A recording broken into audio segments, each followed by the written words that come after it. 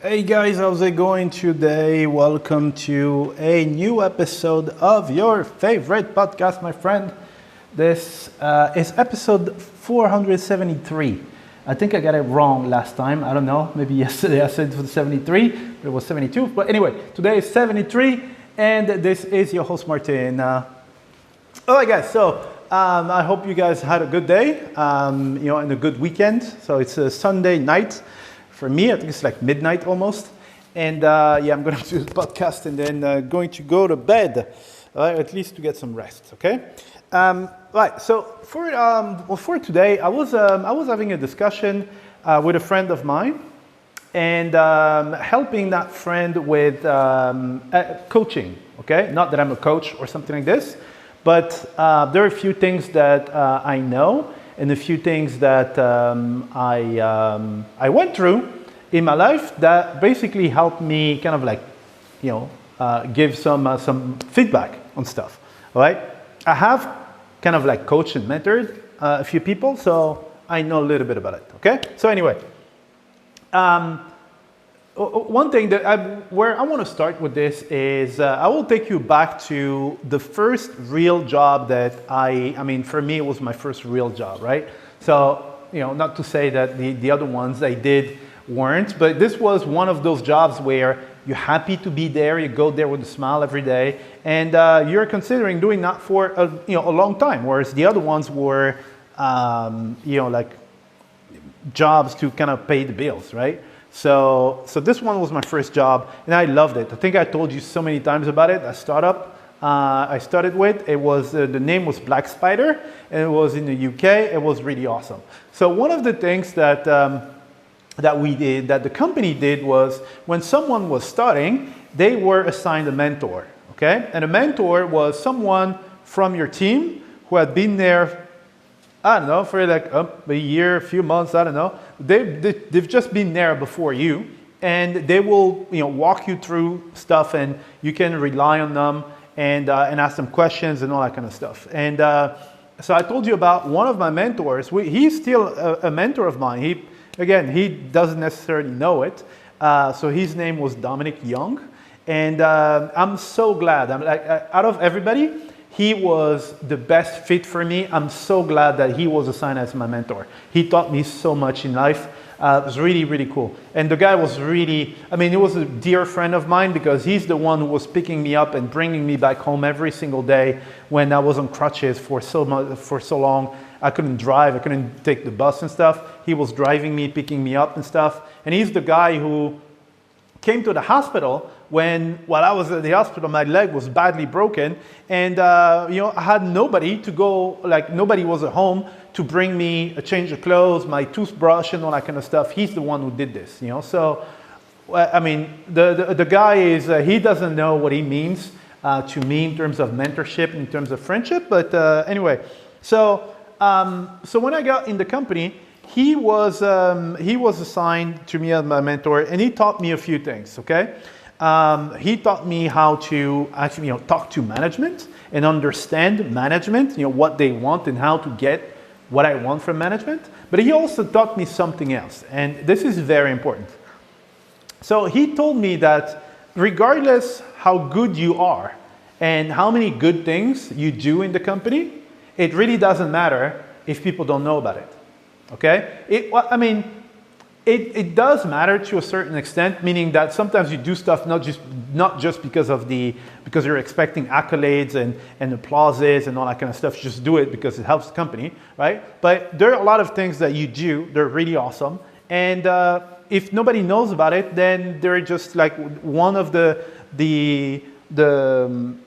next best things that are still on the shelf, okay? And he told me, look, if you do something awesome, some people need to know about it. Not always, you don't want to be on a political campaign like one of the bosses that I had who every time he did something, everybody had to know. Like some people who had never seen the guy, they were on the other side of the planet, they were receiving emails from this guy, like all the senior management, he was copying them. But, still, I didn't, he didn't want me to take it to the extreme, just like this guy, but he said, look, this thing that you did is really cool. Someone needs to know about it, okay? And this is what we're going to remember this because it's going to be important in this episode. So I want to tell you a story about the last company I worked for, okay? So I joined the company, and maybe a week after I joined, there was this meeting with a dreaded client. Like, people are like, oh no, we have to see this client. They called a meeting, they're not happy. Like, you know this client that you really don't want to talk to when they call you, like, oh man, let's not pick up the phone and they will think that we went home and stuff. You don't want to talk to these people, right? Because they're always moaning, always bitching about stuff, and they're never happy, okay? So there was one of these clients who was moaning all the freaking time, okay? And so I've been there for like a week, and they told me, because I was the client services director, so it's not like I could get away from that. So the client calls a meeting with the country manager, who was my boss, and then me, because I'm in charge of all the client services departments. So basically, we get to the client's office, and straight away, client starts bitching and moaning.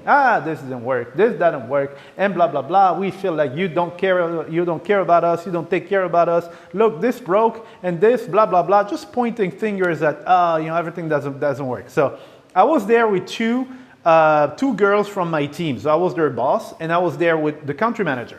So the tension was, it was off the charts, because the country manager said, F that. I'm going to roll on the floor with someone. We're going to end up in the scuffle, in a fight or something.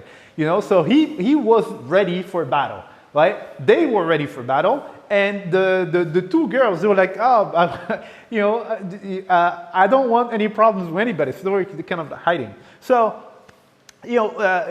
tempers started flaring and all that kind of stuff. And then at some point, I just stopped. I said, hey, please, right? Because everybody was starting to like shout and everything. And I said, hey, guys, here's the thing. So let me say something, right? So I was very calm and everything. So they were like, okay, let's listen. And I said, look, I just joined the company, so I don't have the emotional baggage that you guys have over something that happened 6 months ago, and you think that there hasn't been reparation and blah blah blah, and you heard the client moan for 3 months and you had enough and stuff. So I'm just analyzing the situation without any bias or anything, because I just got here, okay? So what I want you to understand is that because the client said that the work wasn't being done, there was a lack of commitment on our end, and a lack of work and taking care of them and stuff. And I said, look, what we have here is a typical miscommunication problem. It's a communication problem. It's not that somebody is at fault or anything, okay? So the client, this is what the client didn't know. So the client didn't know that the girls in my team, they were taking, like, during their weekends, right? They don't work on weekends, but on weekends, they will go and they will check the client's automations, the client's programs, the client's imports, and blah, blah, blah, to make sure they ran. If there was a problem, they will fix it. Okay? If the client had designed an automation that didn't make sense and was breaking and stuff, they will go during the weekends on Sundays, they will fix it and it will work. Okay? They will do this, they will do that during the week. Sometimes they knew that this email leaves at 7, every day at 7. They're not working anymore. But still, they were checking that every single day for the client. Okay? And I told that to the client, said, look, this is what they've been doing the whole time. So the problem is that you don't know about it. So because you don't know, you think that they're not doing anything, but they're doing way more than they should actually. All right? Because we went from a situation where, oh, you're not doing shit, to, oh, wait, you're doing way more than you should, right? And at that point, the clients, they calmed down. And they were like, oh, we had no idea that you were doing all that stuff. And I said, yeah, well, this is what they've been doing, right? And so that brings me back to my point of, if you're doing something great, right, something good and stuff, well, people need to know about it. Okay, so let's say, because people are very, the first thing that they'll do is like blame and stuff. Just imagine, I mean, I don't know, an example that I can give you is, like garbage men, right?